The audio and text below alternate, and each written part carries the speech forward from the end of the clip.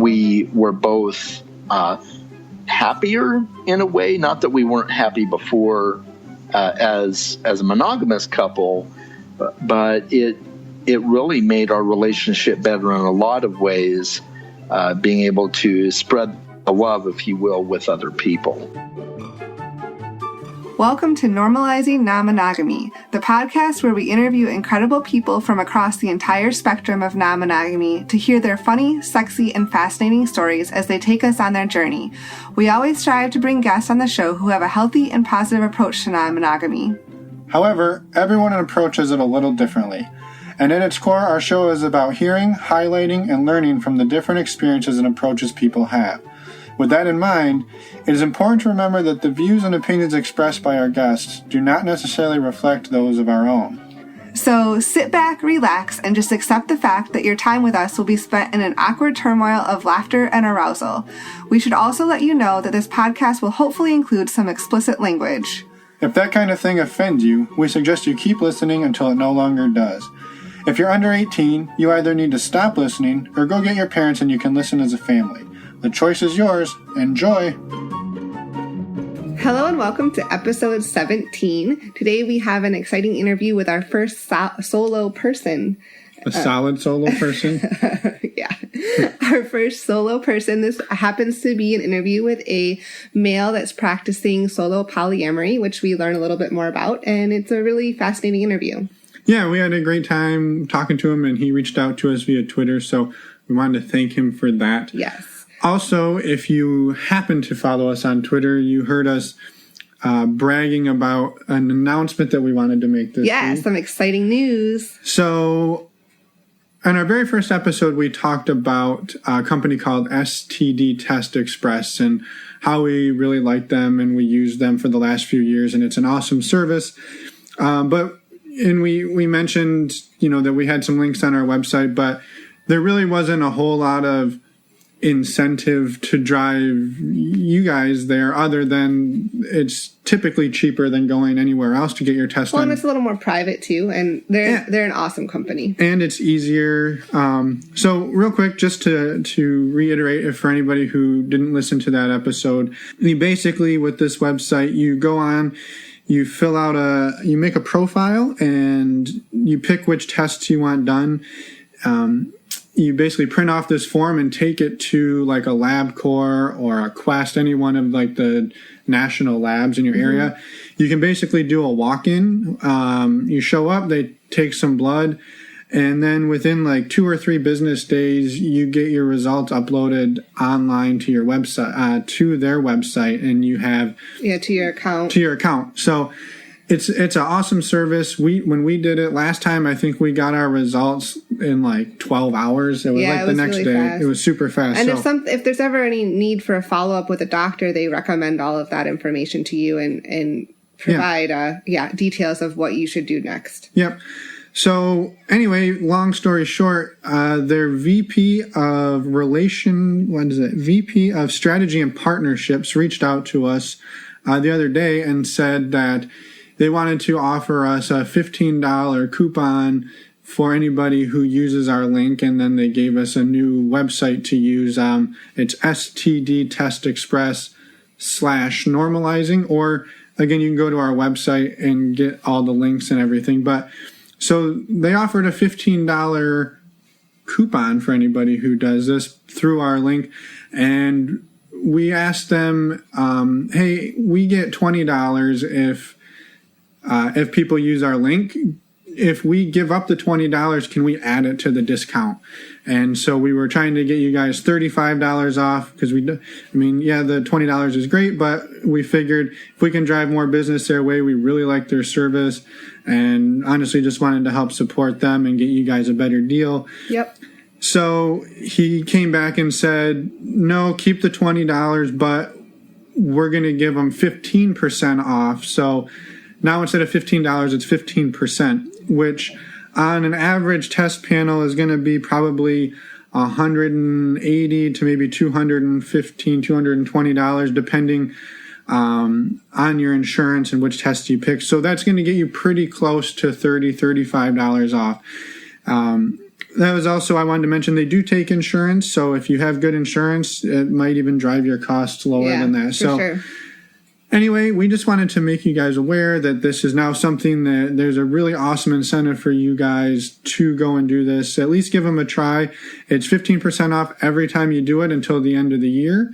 And who knows, maybe we can re-up then. Yeah, and that's just, they're really pushing hard on the marketing this year. So we wanted to say thank you to them for reaching out to us, and thank you to you guys for giving them a try and supporting them. They're a fantastic company. They've been awesome to work with. Yeah, and we're super easy. And we're super excited about that, and we're super excited to be sharing this with you guys. So before we jump into the show, I just wanted to mention that, as Finn said, you can find us on our website at normalizingnonmonogamy.com. The resources page there has links to the STD Test Express, but you can also contact us via our website. You can find us on Twitter and on Castly under the same screen name, which is NNM Podcast.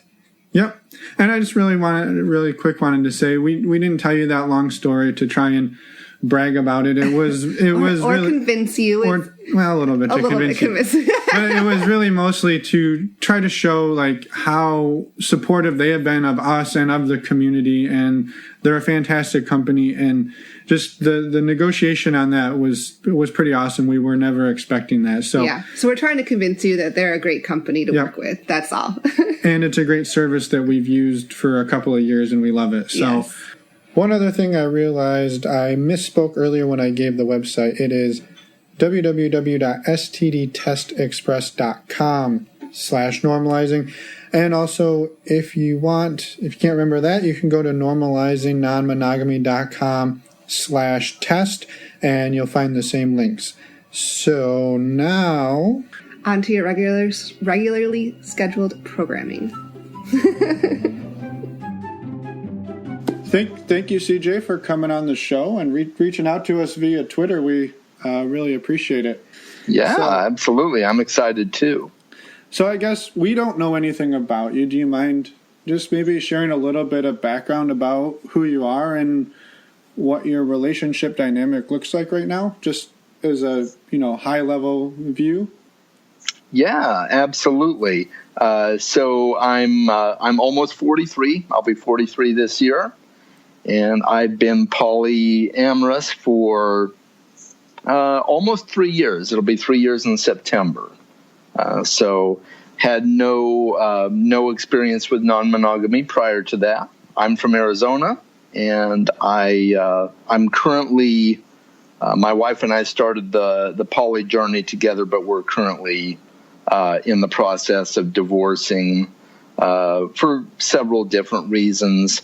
None of it related to poly specifically, but with non-monogamy, that tends to bring out other areas in relationships that you need to work on, right? So sure. Yeah, sorry to hear that. Yeah, thank you. I guess we were curious. So, how did you and your wife get started on the journey down the poly path? Yeah, it's quite the story for sure. We both grew up in a very, very strong religious background, Christian background, and monogamy was all we knew. It's beat into us from day one. Well, I shouldn't say it was beat into us, but it was very strongly recommended that you get married to one person for the rest of your life, and you never know anyone else in a sexual way, and you never deviate from that path. And if you do, it's because you get divorced and you marry someone else or what have you. But that's also discouraged. So right, absolutely. There's never even an idea that there would be anything else than monogamy. So I think it was 2011, we had a crisis of faith, which is a completely whole different story. And we left the church altogether, left religion really altogether, and we started exploring what it means to be someone who has no religious underpinnings to hold their life together. We joined a group, an online community of people who had also left religion behind. And there were a few people in that group who were either exploring polyamory or various forms of non-monogamy, or there were a couple of people in the group who were currently non-monogamous. Okay. And had triads or quads they were actively involved in. So that was kind of your first exposure to non-monogamy, correct? It was, yeah, very first. We'd never heard anything about it prior to that at all. Didn't even know it existed. Okay. And so this was like a group that had kind of came together as sort of like a support group after leaving like the church? Is that okay? Yep, that's exactly right. And it's still active, and I'm still a part of it. I don't go on there very much. It's mostly active in the Facebook group, and I check it every now and again. But, yeah, I'm still part of the group, and good community of people. I love them to death. And so you started being exposed to different dynamics as a couple, right? Like you and your wife were started to be exposed to different relationship dynamics within the group? Exactly. Yeah, a lot of different relationship dynamics, anywhere from, there were a lot of LGBTQ folks in the group, and the discussions around non-monogamy specifically were good and bad. Some people were very much for it. Some people were very against it. Some in between. Okay. And but yeah, it's definitely a much more open-minded culture than we were raised with, at least. Yeah. And how did those early conversations between you and your wife go when you started seeing all this? Was it like, were you guys shocked by it, or were you guys pretty open to it right out of the gate? We were shocked by it at first, but then as we started to think things over, we came to realize more and more that monogamy really is a kind of a religious idea, if you will. It's very, very grounded in a culture that's heavily steeped in religious culture. So there's that subculture that really dictates a lot of the morality that we know. Right. So we started to explore what life would be like if there was no religious moral backdrop. Sure. Mm-hmm. And when you guys first started talking about it, was it in the context of finding other partners, romantic partners, or was it more of a sexual exploration? It was kind of both, to be honest. We talked about it in both aspects. After we left the church about a year before we started embrace non-monogamy, we talked about it for over a year prior to that. And then it was actually my wife who said, "Oh, hey, I think we should do this." I'm like, "Okay, cool. I'm totally fine with it." And it started with her being actually turned on by the idea of me with another woman. Okay. So there was definitely that overarching sexual aspect to it at first, but we explored both. Yeah, that's interesting too, because that's not typically the origin story you hear. It's usually not always, right, but it's a lot of times it's the man wanting to have another woman, or maybe the man wanting to see his wife with another man. But it's rare to hear that a woman wants to see her husband with another man. So I find that really fascinating. Mm-hmm. Yeah, it was pretty interesting. I was actually very surprised, having known her for as long as I did. I kind of had to pick my jaw up off the floor, I'll be honest. So how did those first few months go then when you decided to try it out? It was interesting. It was very difficult at first, a lot of growing pains, as far as we didn't really have jealousy per se, but there was definitely, what's the acronym? FOMO, fear of missing out. Yeah. So when we opened our relationship, things happened for her right away. And that seems to pretty much be very common in non-monogamy, especially with the online dating apps. Mostly ladies get all the action, especially with dick pics, and guys get crickets. Yeah. Which I don't know. I might rather have crickets than dick pics. I would say so. I would prefer that too. I'm as straight as they come, so I'm not offended by a guy's dick pic, but I prefer crickets, yeah. Yeah, I imagine a fair amount of the women would probably prefer the I would crickets actually too. kind of agree with that. But, Yeah. So Yeah, when you guys started doing this, were you mostly meeting other people from this online community, or did you start looking outside of that to different websites and apps? Yeah, it was definitely other websites and apps. The community that we were a part of was just strictly, a support group for people who have left religion, even though there was discussion about polyamory and different forms of non-monogamy in there. It was definitely not designed for meeting people and dating. Okay. And even though when you guys originally started talking about it, it was her wanting to see you with another woman, you said the first things that started to happen were for her. I guess how did that work out? He said there was a little bit of fear of missing out, right? So that was probably the challenge you had to deal with. Yeah, definitely was. Yeah, my experience with it was when she got a couple boyfriends right away, and she was spending tons of time with them and away from me and the kids. There was definitely that new relationship energy was just exploding for her, right?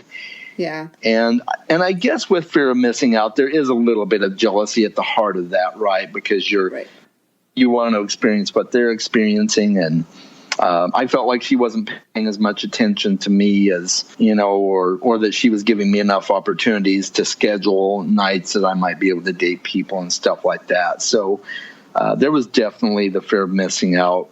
And I guess there's a little bit of jealousy underneath that as well. Yeah, it sounds like it was a bit of a time imbalance, maybe. It was. Yeah, most definitely. Yeah, she got one boyfriend right off the bat, and a couple of months later added another. And that was kind of how it was for the next few months after that. So, and were you guys ever able to sort of equalize or find an equilibrium? Not totally.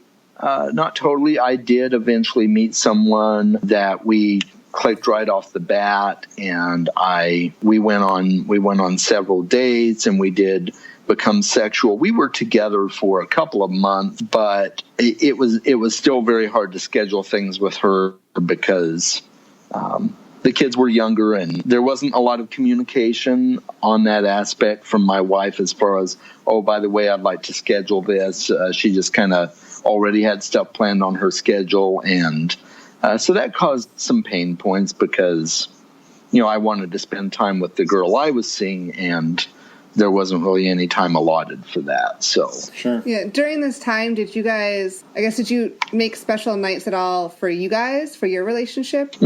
Yeah, we did. We tried our best to at least schedule something once a month or once every other week to try and, work on our relationship and talk about how things were going and discuss what we could do better and what we'd like to see change. So, yeah, there were times for that, or just to have fun together without having to do talking business per se. Yeah. Sure. Yeah. It sounds like there was obviously some hurdles and hiccups early on. As you guys worked through those, were you guys able to find, that there were some benefits that you were seeing to your relationship, and that you started to find a place where you were both sort of having your needs met within the poly space? Oh, yeah, definitely. It eventually evened out. We really grew a lot in our communication. Okay. We saw huge strides in our communication. We were both happier in a way, not that we weren't happy before as a monogamous couple, but it really made our relationship better in a lot of ways, being able to spread the love, if you will, with other people. Sure. Right. Like almost made the time you spent together almost more special in a way, or more because you're spending a little more time apart, it sounds like. Yeah, it definitely did. So once you guys sort of hit that equilibrium point, or that kind of got into the rhythm of things, did you guys have a pretty good period of, you finding other women and her finding other men, or was there ever a point where you guys were dating other couples, or how did it sort of look after you guys sort of found your groove? Yeah, after we found our groove, we never really dated couples together. We always dated separately. After 2 months of dating the one woman, we eventually parted ways over some other stuff that was going on in both of our relationships. Just time constraints on my side, and things were going on in one of her relationships. So we ended up parting ways, and we are still friends, by the way. I started seeing another woman just on a casual basis. A little bit of a background on me, even though I gravitate more closely to polyamory. I'm kind of more of a relationship anarchist, so I don't like to really put labels on what my relationships are. I'm open to more of a casual friends with benefits kind of thing, as long as it's somebody that I have a really deep connection with and it's a close friendship. I've got friends that I'm attracted to, but we're just platonic. And then other people that I'm more fully romantic and maybe even sexual with. So I try not to put limits or definitions, at least not too hard a definition, on relationships. Okay. Yeah, for me, I started seeing a woman that I met on OkCupid just on a more friends with benefits situation. And then a few months ago, she met a guy that she decided she wanted to be monogamous with again. So we ended our sexual relationship, but we're still friends. And since then, I haven't really had too much success in the way of meeting other women. Mm-hmm. But I am currently, I have been on 4 dates with a woman that I connected with in one of the Facebook groups in our area. Okay. And so that's been good, and I have very high hopes that will turn into a long-term relationship. So that's really exciting. Yeah. I was going to ask, are you planning to, I guess, continue to be poly moving forward? Is that what you find works for you? Yeah, absolutely. I'm planning on being solo poly from this point on, not really having a primary relationship per se. Even though I'm very open-minded for what the future looks like, I'm not opposed to having a primary live-in partner again at some point. But for me right now, I feel like just being a single person and dating multiple people works best for me in my situation. But I definitely will never go back to monogamy.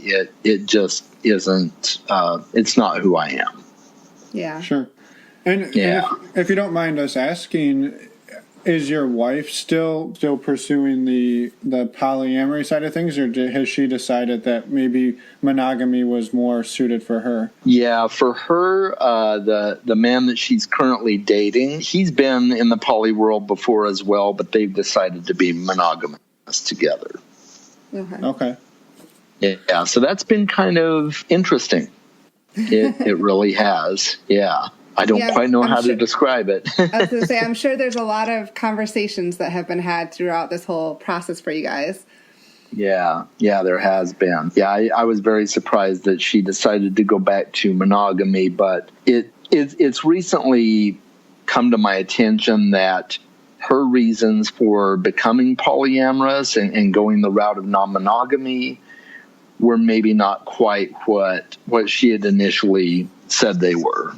So there's some, I guess, dishonesty there in a sense of her original desires for going this direction. So yeah, and she may have also been trying to figure them out too, right? Yeah, absolutely, and I'm sure that was part of it. I don't believe for a second that her reasons were totally disingenuous. I think she definitely wanted it to a point, and just took some time to discover more about herself and what she wanted. Yeah. Sure. Have you guys still felt being able to go through some of the conversations that, led into poly, and through the couple of years that you guys were poly together, have made being able to talk about things through this stage of it easier, or has it complicated it even more, do you think? It's definitely been easier to talk about things. things. Yeah, we're still very open with our communication and discussing logistics, especially if I want to go on a date with somebody or things like that, or times that she's going to see her boyfriend. Okay. So yeah, our communication skills are definitely staying pretty good for the most part. Yeah. So even though you guys are separating, it sounds like, are you planning to continue to live together, and it sounds like potentially raising a family together? Well, we're currently living together. She is planning on moving out and getting her own place, and her boyfriend is eventually talking they're talking together about moving in together. So for right now, she's going to move out and get her own place, because she definitely wants to be apart from me, but we are fully committed to co-parenting the kids together. Yeah. Okay. Yeah. I think that's really fascinating, and I mean, that says a lot for you guys that you're able to go through something like that and continue to live together and still coordinate dates and other types of relationship things while balancing a family. I mean, that's not an easy thing to do, so no. I give you a lot of credit for that. Yeah, it's been interesting. Even with the divorce, we didn't go through the courts. Well, we had to for the legal documents and everything, but we went to a mediator who's also a lawyer and just sat down across the table from each other and hashed everything out. It took about 3 or 4 hours, and signed all our documents together and filed. And it was cheaper that way. Better for everyone involved, especially the kids. We didn't have to drag them through a long, drawn-out court battle. Yeah. And we went into it knowing that if this is what we're going to do, it's best to do it in a way that benefits the kids. And, from the get-go, it was her decision to divorce me. And I said, if you're not happy with me, I want you to be happy. And let's make this as painless as possible. Yeah. Yeah, I mean, that's not an easy thing to do, but it sounds like, all things considered, you guys have been so far able to move through it with some amount of grace. Yeah. So, yeah, definitely. Are you guys out to any of your? Did you guys come out to any of your friends and family when you started going through the transition to non-monogamy? And has that been able to maybe provide some type of support system for you too? Yeah, definitely. What's really cool is a lot of our friends are from the poly community now that since we've been non-monogamous for over 2 years now. We've developed a lot of close friendships in the community, but some of our existing friendships from before do know about our relationship status. Not all do, but some do, and they've been largely supportive. We've gotten a couple of people who just are absolutely disgusted by it, think that we've destroyed everything that's holy and righteous and we're going to hell. But disgusted by poly itself, or an opening relationship, or by the fact that you guys are separating, or all of it? All of it, really, but mostly the non-monogamy and having an open relationship. That's mostly, most of our friends that we have told are cool with it. Right. But there have been a few that are like, that's just gross. It sounds like some of those may have been residual friends from back when you guys were going to the church more often. Is that true? Or were these just normal, I don't know how to say normal non-church friends, but I guess friends that were outside of the church to begin with? Yes, most definitely. Those are definitely the ones that have had that reaction. Okay. Looking back on this, is there any advice that, like, from today, looking back to 3 or 4 years ago when you guys started down this route, maybe advice that you would give yourself or to anyone else that's newly getting into this now that you've got some experience under your belt? Maybe some advice that you would give? Yeah, absolutely. Communication is huge. I can't state it enough. And we hear that over and over, on podcasts and books and stuff like that. It can never be stated enough. Communication is huge. And being fully and completely honest during your times of communication, that will make or break the situation. Okay, yeah. Did you guys have any strategies or ways that you approach the communication to help make it a little easier? Because I know sometimes early on it's obviously not something we're programmed to do. Did you guys find any ways that made it easier for you? Yeah, we kind of set some ground rules where we just gave the floor to each other to say fully and completely what was on our minds. Without interruption. So talking about what's going well, what's really stressing you out, what's frustrating you about having the open relationship, anything you would like to see happen different. And we just kind of gave the podium, so to speak, to that person and just wait and listen. It didn't always work just perfectly like that, but for the most part, it worked really well. Sure. Right.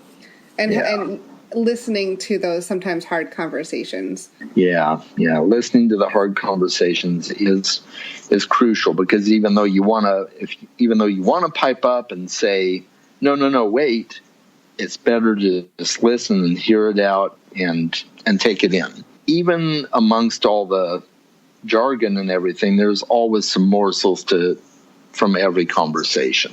Yeah. No, absolutely. There's always stuff you just need to hear. Right. Yeah, so that's one piece of advice I would definitely say. And also to do a lot of deep soul searching and make sure that your reasons for becoming non-monogamous are very, very clear. Make sure that you are really doing it for the right reasons. Right. Because if there's any ulterior motives for becoming non-monogamous, it will eventually come to light, and it may not be pretty. I guess ultimately, just out of curiosity, it sounds like you had said earlier that non-monogamy wasn't necessarily the reason that you guys wound up getting a divorce. Mm-hmm. Looking back on it, do you regret opening up your marriage, or are you ultimately happy that you went down this path because now you feel like you've sort of found the relationship model that ultimately fits you better? Yeah, that's an awesome question. And yeah, looking back, I don't regret it at all. Neither one of us do either. We've both said that. We've definitely found what suits us best. And for me, looking back even over my life, I feel like I've always kind of been non-monogamous in a way. Growing up, I would say probably 70 to 80% of my friends were all girls.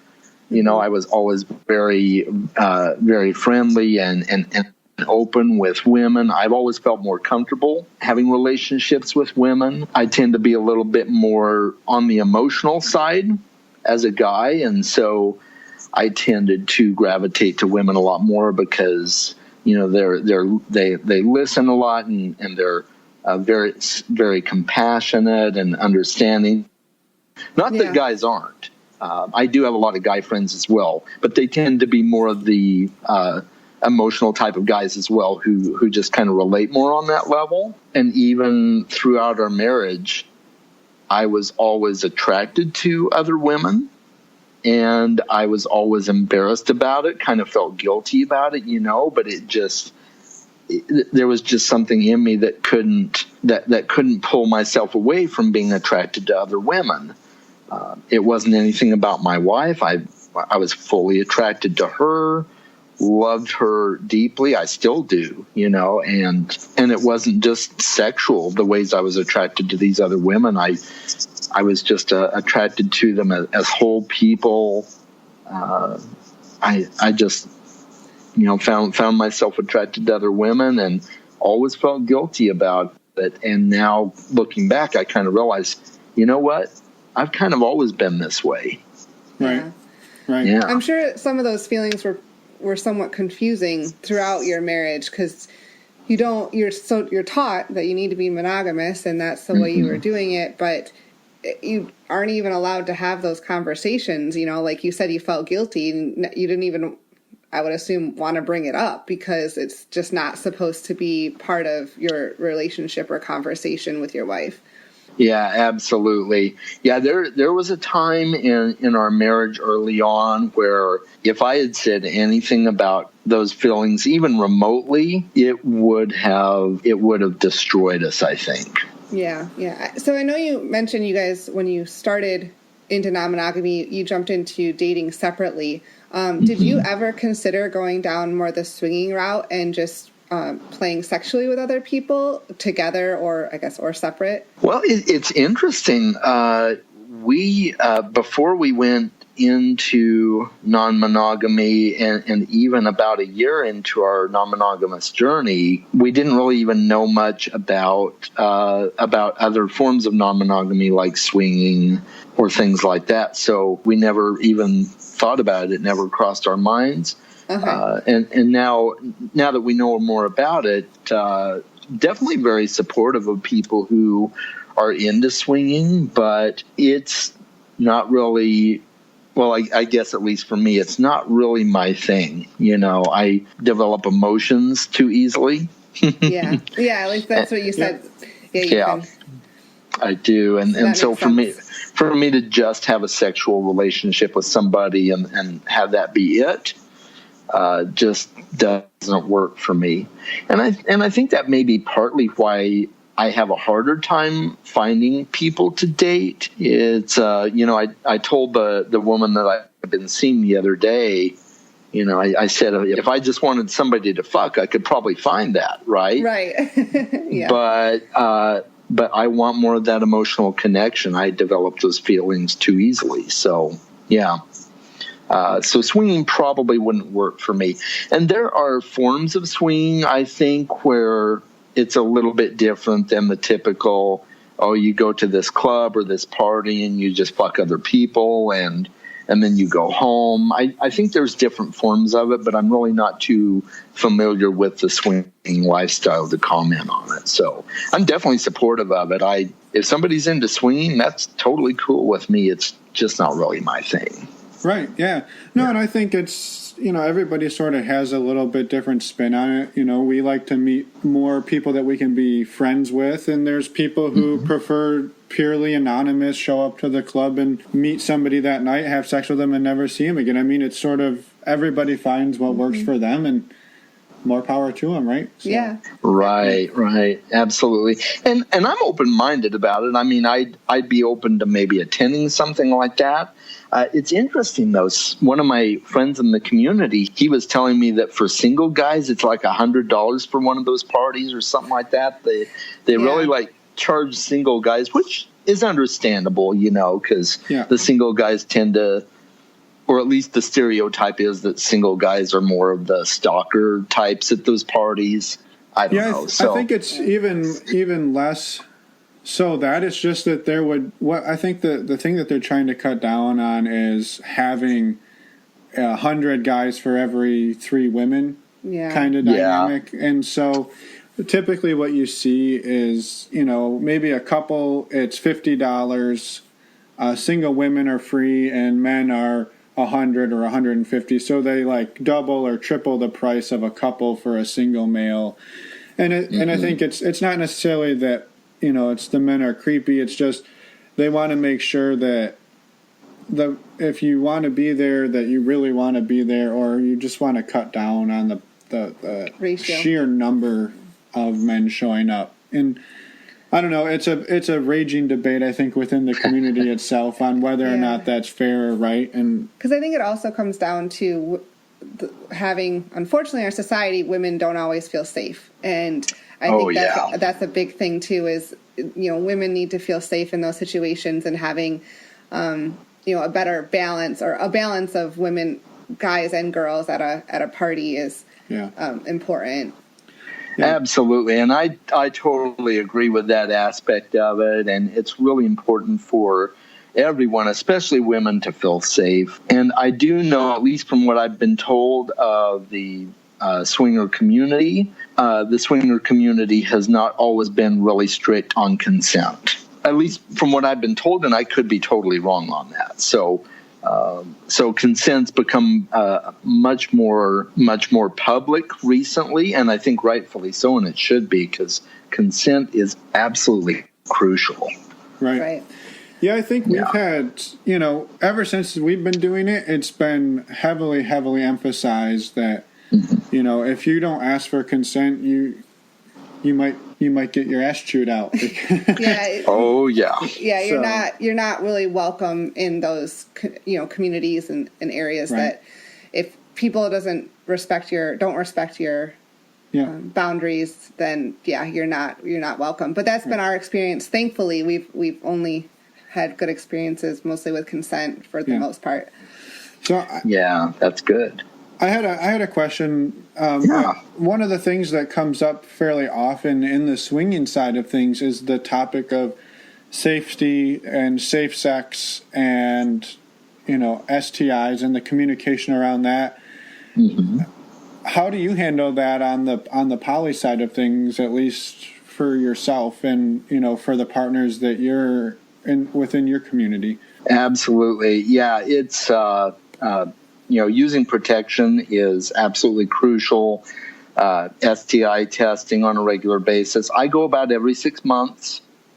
Mm-hmm. It's been a little longer for me than that since my last one, just because I haven't had any sexual partners recently since my last test. But I try to go about every 6 months. I don't usually ask my partners to prove it, show me the paperwork. If they say they got tested, unless I have some specific reason that I shouldn't trust them, sure, I take their word for it.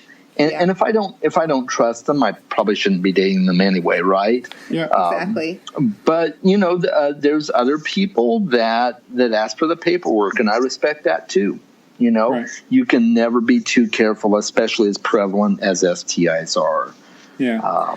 Is it a pretty common conversation that you're seeing within the community on the poly side? I mean, our exposure to the poly community is fairly limited, so we're just kind of curious. Is it something that's a pretty common conversation and it's not really stigmatized to bring it up and ask? Absolutely. Yeah. Everybody's got a different way of going about it in their conversations and things like that. Some people talk about it on the very first date. Some people wait until they've gotten to know someone and they think they're going to be a long-term, or at least a longer short-term partner or whatever, and they'll say, hey, we should talk about protection and stuff like that. But yes, absolutely, it's a deal breaker. It's a hard deal breaker. Right. Yeah. Perfect. Yeah. No, thanks for the insight, because again, we're fairly limited on our exposure into the poly side, and that's something we're trying, by doing this podcast, hoping to hear from more people on that side of things. So it's always good to hear your experiences and what you've seen in your community. So thank you for that. Yeah. Oh, absolutely. Yeah. Glad to help out. Yeah, absolutely. So I guess to wrap things up here, do you have a resource or a resource or two that you found particularly useful to you as you've been exploring polyamory? One book that I started the physical book and I just couldn't get into it, so I got the audio book instead, was this book called Sex at Dawn. Mm-hmm. Yep. And really, really good book, but it's one of those books that you just kind of have to chew through it at a very slow pace. Like so much information. Yeah, exactly. Yeah. A lot of detailed information. So that, the book More Than Two, I've been meaning to read The Ethical Slut, but I haven't yet. And then I listen to a lot of podcasts. For the longest time, I only knew Poly Weekly, Polyamory Weekly. So I listened to that on a pretty regular basis, and then I discovered Multiamory podcast, and then I discovered I was just searching podcasts for polyamory and non-monogamy on iTunes, and I ran across Monogamy Disrupted with Malik and Nadia. Yeah. And then as I started following them on Twitter, I ran across you guys. So... Well, it was kind of that chain reaction. You do, yeah. No, they're fantastic. So they are. Yeah, I love their podcast. So, and I've been really impressed with all the poly podcasts that I've listened to.